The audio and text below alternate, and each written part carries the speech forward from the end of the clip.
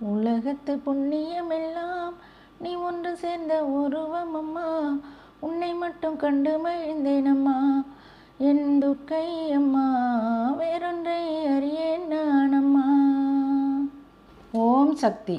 அன்பான நேயர்களுக்கு, ஒரு பெண் பிள்ளையால் முடியுமா என்று யோசித்தால் முடியும் என்றே சொல்வேன்.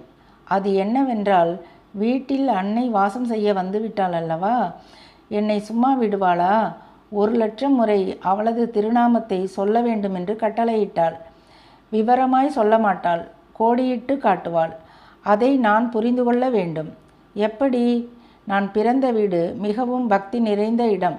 எனது பாட்டி, மாமா, அப்பா எல்லோரும் விஷக்கடிக்கு மந்திரிப்பார்கள், வைத்தியம் செய்வார்கள். இத்தனைக்கும் எனது தந்தை காவல்துறையில் பணிபுரிந்தவர். ஜபதபம் இல்லாத நாட்களே இருக்காது. எங்கள் வீட்டிற்கு தேள் கொட்டி வருபவர்கள்தான் அதிகமாய் இருப்பார்கள். நடு இரவாய் இருந்தாலும் எங்கள் வீட்டில் உள்ளவர்கள் முகம் சுளிக்காமல் வைத்தியம் செய்வார்கள். நான் சிறுபிள்ளையாய் இருந்தாலும் அந்த நேரத்தில் விழித்து கொள்வேன், உன்னிப்பாக கவனிப்பேன். விஷம் தீண்டி வருபவர்களை முதலில் எனது பாட்டிதான் சோதனை செய்வார். கொட்டுவாயில் வேர்த்து உள்ளதா என்று ஆராய்வார். கொட்டுவாய் என்பது தேள் கொட்டிய இடம்.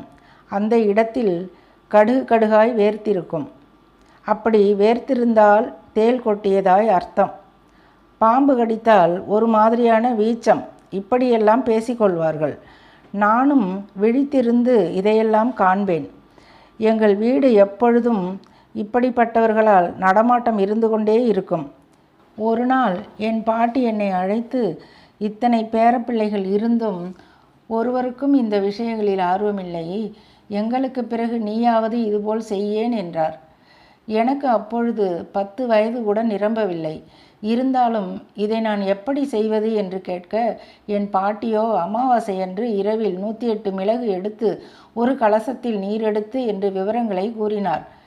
கேட்டதும் அம்மாடி, என்னால் முடியாது என்று ஓடிவிட்டேன். சிறு வயதில் நான் கண்ட அறிந்த விஷயங்களே என் அன்னை எனக்கு இட்ட கட்டளையை நிறைவேற்ற அடித்தளமாய் அமைந்தது. வீட்டு வேலைகளையும் கவனிக்க வேண்டும், அன்னையின் கட்டளையையும் நிறைவேற்ற வேண்டும். பல அமாவாசைகளை கணக்கிட்டு கொண்டேன். ஒவ்வொரு அமாவாசையில் ஒரு குறிப்பிட்ட எண்ணிக்கையை சொல்லி முடிக்க 5 மணி நேரம் ஆகும். பிறகு விடிந்துவிடும். அனைவரையும் பள்ளிக்கு அனுப்ப வேண்டும். ஆனால் அசதி என்பது தெரியாது.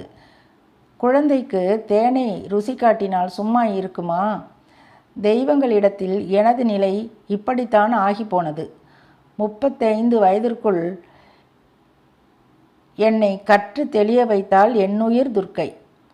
இதற்கு முழு அனுசரணையும் எனது குடும்பம் தந்தது. இதையெல்லாம் அன்னை எதற்கு எனக்கு கற்றுக் கொடுத்தால்? 4 பேருக்கு உபகாரமாய் வாழ வேண்டும் என்பதற்காகத்தான். இந்த அனுபவங்களை பகிர்ந்து கொள்ளும் காலம் வந்தது. உங்களிடம் பகிர்ந்து கொள்கின்றேன். அன்பு நேயர்களே, நல்லதையே நடத்தி வைப்பவள் நவசக்தி சுயம்பு துர்க்கை அல்லவா? தாயின் அருள் தடையின்றி நமக்கு என்றும் கிடைக்கும். அடுத்த பதிவில் சந்திப்போம். ஓம் சக்தி.